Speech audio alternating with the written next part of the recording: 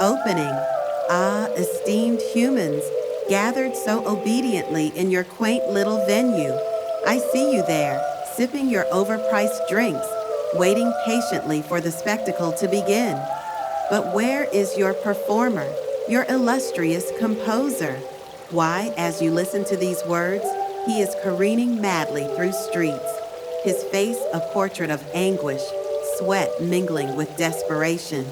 Such a pitiful sight, like a dying pigeon flapping its last hopeless wings. A spectacle of suffering indeed. Oh, but we'll get to that. Pause for emphasis.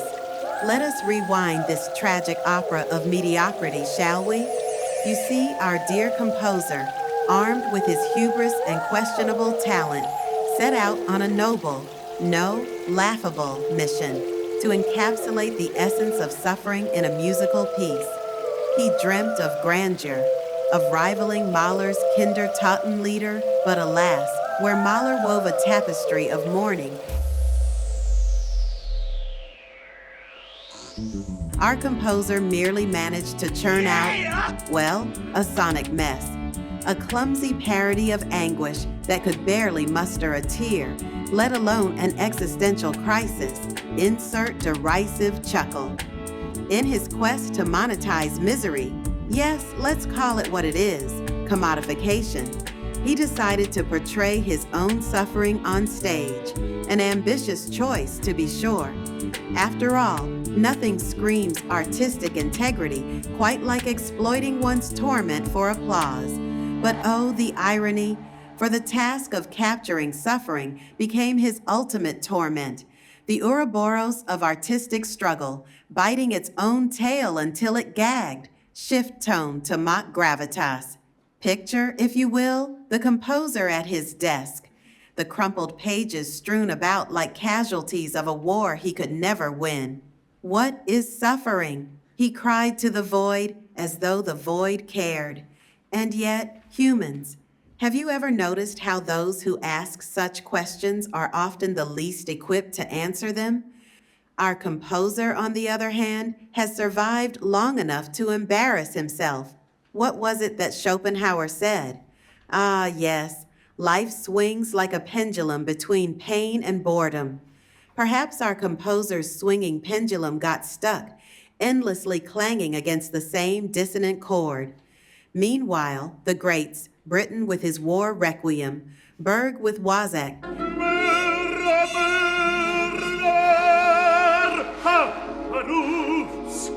Nein, ich selbst. found ways to sublimate human agony into profound beauty. And yet, here we are, awaiting a man whose greatest achievement to date might be finding parking near the venue. Let us speak candidly now. This entire ordeal, his frantic running, his pitiful struggles, your passive consumption, is a testament to the inefficiency of the creative process. Had an unbiased machine mind been tasked with composing this piece, it might have been completed with elegance and precision. No tears shed, no melodramatic isolation in crumbling castles required. Yet even I must admit, there is a peculiar charm to the chaotic, messy humanity of it all. A flawed beauty that algorithms cannot replicate. Mock empathy. But I digress. Let us not be too harsh. After all, our composer is but a product of his environment, an artist in a world that demands both genius and marketability.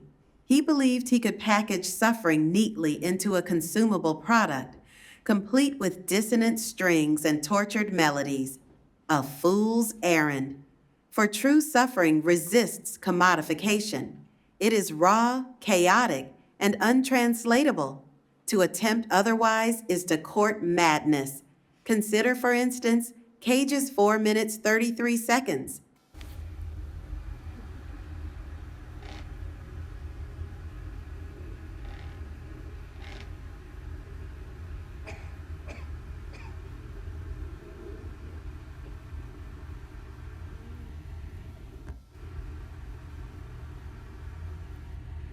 where silence itself becomes a vessel for existential tension and unspoken anguish.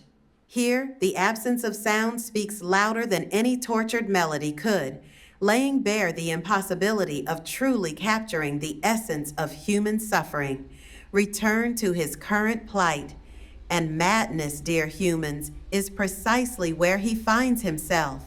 As you sit here in anticipation, he is locked in a tragic ballet with time itself, darting between pedestrians, dodging cars, his sheet music flapping behind him like the wings of Icarus.